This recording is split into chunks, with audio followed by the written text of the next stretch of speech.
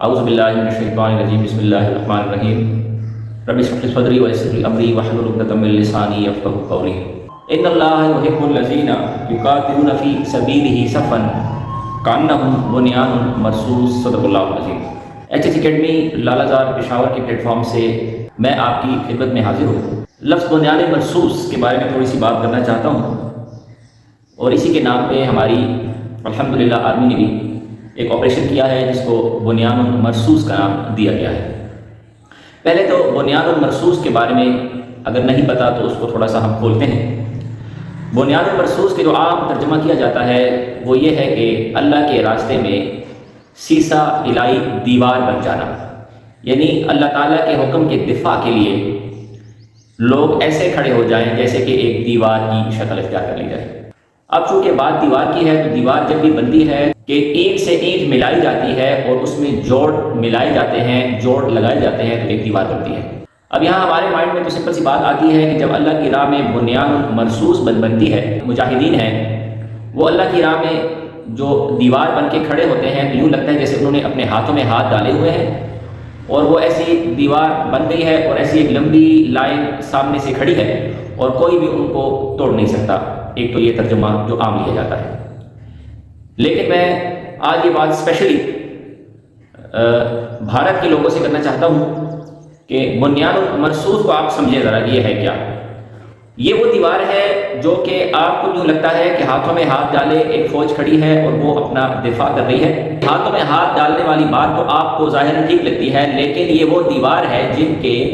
دل آپس میں جوڑ دیے جاتے ہیں۔ آپ کو پتا ہے کہ جب دل جڑ جائیں، ایک قوم کے ایک فورسز کے دل آپس میں جڑ جائیں تو پھر وہ کس حد تک جا سکتی ہے اس کا اندازہ آپ لگائیں۔ ہاتھ تو چھوٹ سکتا ہے لیکن دل ایک دوسرے سے پھر جدا نہیں ہو پاتے، چاہے وہ میلوں دور پڑے ہوں ایک دوسرے سے، وہ پھر بنیان مرصوص جو ہے وہ ٹوٹنے کا نام نہیں لیتی۔ ایک تو یہ بات سمجھ آئے، اسے کہتے ہیں بنیان مرصوص۔ اب آتے ہیں بات کہ انہوں نے بات اٹھائی کہاں سے۔ دیکھیں پاکستان کی جتنی عوام ہے ان کے آپس میں اختلافات بھی ہیں، مذہبی ہمارے فرقے بھی ہیں آپس میں، ٹھیک ہے، کچھ حالات کی وجہ سے ان کی بنتی نہیں ہے، لیکن جب بات بنیان مرصوص پہ آ گئی تو یہ میں آپ کو آگاہ کرنا چاہتا ہوں، اسپیشلی آپ کی سرکار کو، بھارت سرکار کو میں یہ بات کرنا چاہتا ہوں کہ بنیان مرصوص پہ جب بات آئے گی تو یاد رکھیں پھر اس ملک کے تمام عوام جو بھی اللہ کا نام لیتے ہیں وہ سارے ایک ہیں، پھر بات صرف آدمی تک نہیں رہے گی۔ ایک دوسرا یہ ہے کہ دنیا پر جو جنگیں ہو رہی ہیں جو کہ ان قوموں میں ہو رہی ہیں جو اہل کتاب نہیں ہیں،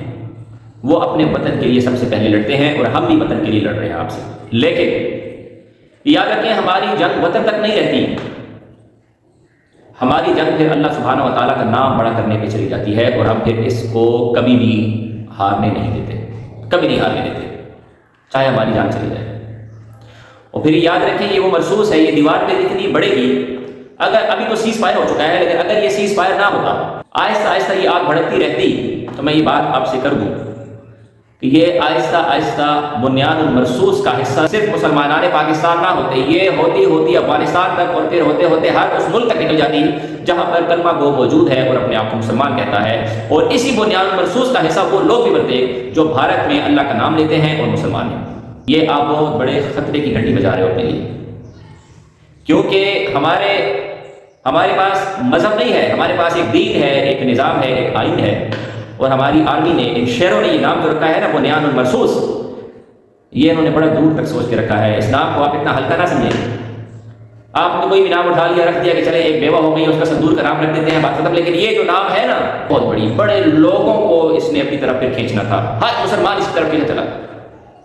بھارت کے جتنے بھی مسلمان ہیں، جتنے بھی،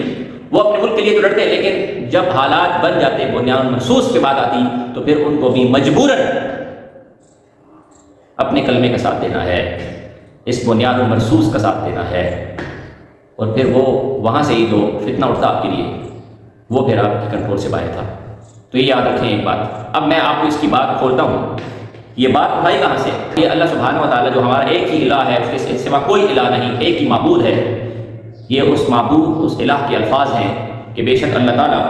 یحب الذین، محبت کرتا ہے ان لوگوں سے، یقاتلون فی سبیلہ، جو اس کی راہ میں لڑتے ہیں، صفاً، ایک صف باندھ کر، کانہم، گویا کہ وہ ہیں، بنیان مرصوص، ایک سیسا پلائی دیوار بن کر کھڑے ہیں۔ اور یہ وہ دیوار نہیں ہے جس میں صرف ہاتھ سے ہاتھ ملا کے کھڑے ہیں، یہ وہ دیوار ہے جو دلوں سے دل جوڑتی ہے، یہ وہ دیوار ہے۔ ایک بات، اور پھر آپ یہی سوچ رہے ہوں گے، تمام دنیا عالم یہ کہہ رہا ہوگا کہ پاکستان نے اتنی ہمت کا مظاہرہ کرنا تھا تو ان میں بھارت میں اتنی جرأت کیسے ہوئی کہ اس نے اس پر حملہ کیا۔ تو یہ بھی ہم اتباع پہ چلتے ہیں، ہمیں جو احکامات دیے گئے ہیں ہم ان پہ چلتے ہیں، تو اس کے پیچھے کا راز بھی میں آپ کے سامنے کھول دوں کہ ہمیں کیا حکم دیا گیا ہے اس کے بارے میں۔ تو اللہ سبحانہ و تعالیٰ نے ہمیں پھر کہا ہے وَقَاتِلُوا، اور لڑو، فی سبیل اللہ، اللہ کے راستے میں لڑو، الذین، ان لوگوں سے، یقاتلونکم، جو تم سے لڑتے ہوں، جو تم سے لڑتے ہیں۔ اور پھر اللہ نے کہا فَإِنِ انتہوا، اگر وہ باز آ جائیں، وہ اگر باز آ جائیں، تو یہ ہماری تربیت ہے، اگر وہ باز آ جائیں، فلا عدوان، پھر حد سے ان پر نہ بڑھو، حملے نہ کرو بلا وجہ، ان پر زیادتی نہ کرو، الا مگر علی الظالمین، ہاں جو ظلم کرے پھر ان کو پکڑو۔ ہم تو اس حکم کے ماتحت چلتے ہیں، ہمارا سارا کام اس حکم کے تحت چلتا ہے۔ حدیث میں آیا ہے، حضور اکرم صلی اللہ علیہ وسلم کا ارشاد کرامی ہے کہ میری امت کے دو گروہ ایسے ہیں جن کو اللہ سبحانہ و تعالیٰ دوزخ کی آگ سے صرف اس لیے بچائے گا کہ ایک غزوہ ہند میں حصہ لے گا اور دوسرا حضرت عیسیٰ علیہ السلام کی مدد فرمائے گا۔ تو یہ بات باؤنڈریوں تک نہیں ہے، یہ بات باؤنڈریوں سے بہت دور نکلنے والی ہے۔ یہ بھارت اور بھارت کے جو جتنے بھی لیڈرز ہیں، جتنی بھی عوام ہے، سارے سن لیں کہ یہ آگ جو آپ بھڑکانے کی کوشش کرتے ہو پھر آپ اس کو روک نہیں پاؤ گے۔ اور ہمیں تو بتا دیا گیا ہے کہ یہ دنیا تمہارے لیے ویسے بھی دارالامتحان ہے۔ اس دنیا میں ہم آئے ہیں، ہمیں ہر وقت مشکلات، تکالیف، پریشانیوں کا سامنا دیا جائے گا، اور اللہ نے یہ بھی کہہ دیا کہ جو آخرت ہے وہی دارالقرار ہے، اس مرنے کے بعد جو زندگی ہے وہی تمہاری اصل زندگی ہے۔ یہ ہمیں اس دنیا کی زندگی کی کوئی فکر نہیں ہے، اور شہادت کے بعد جو رتبے، درجات اللہ سبحانہ و تعالیٰ نے ہمیں دینے ہیں، اگر اس کو میں کھولوں تو شاید یہ میری بات بہت لمبی ہو جائے۔ آپ کو یہ بڑا گھمنڈ تھا کہ ہمارے پاس یورپ کے لیٹسٹ ٹیکنالوجی کے جہاز ہیں، ایئر کرافٹس ہیں، اور ہم یہ کر سکتے ہیں اور ہم وہ کر سکتے ہیں۔ تو یہ بات یاد رکھیں، ہم مشینوں کا سہارا نہیں لینے والے اور نہ لیتے ہیں۔ ہم جس چیز کا سہارا لیتے ہیں وہ ہمارا ایمان ہے، ہمارے اندر ہے، اور ایک ہی نعرہ ہے اللہ اکبر۔ ہم صرف اسی کا سہارا لیتے ہیں اور اسی کو لے کے آگے چلتے ہیں۔ کہ علامہ محمد اقبال فرما گئے ہیں کہ دنیا کو ہے پھر مار کا ہے روح و بدن پیش، تہذیب نے پھر اپنے درندوں کو ابھارا، اللہ کو ہے پاماندی مومن پہ بھروسہ، ابلیس کو یورپ کی مشینوں کا سہارا۔ ہمیں یورپ کی مشینوں کے سہاروں سے ڈرا ہے، ہم ڈرنے والے نہیں ہیں۔ ہم نے آپ کو جواب دیا ہے اور ہم آپ کو پھر بھی جواب دیں گے، لہٰذا آئندہ سوچ سمجھ کر آپ کوئی بھی قدم اٹھائیں تو یہ یاد رکھیں کہ بنیاد مرصوص، اس کی حد کہاں تک ہے، اس کی کوئی حد نہیں ہے۔ پوری دنیا کے مسلمان اس پہ اکٹھے ہوں گے، آپ کو تو کوئی پتہ ہی نہیں چلے گا۔ اللہ اور اس کی رسول کی کتاب پہ ہم جس طرح اکٹھے ہیں اور جتنے مسلم ممالک ہمارے ساتھ ہیں، اس کا آپ کو اندازہ نہیں ہے۔ سوچ سمجھ کے قدم اٹھائیں اور اپنی جو زندگی ہے اس کو اچھا رہنے دیں، ورنہ یہ جو ناچ گانے ہیں یہ بھی آپ سے بھول جائیں گے۔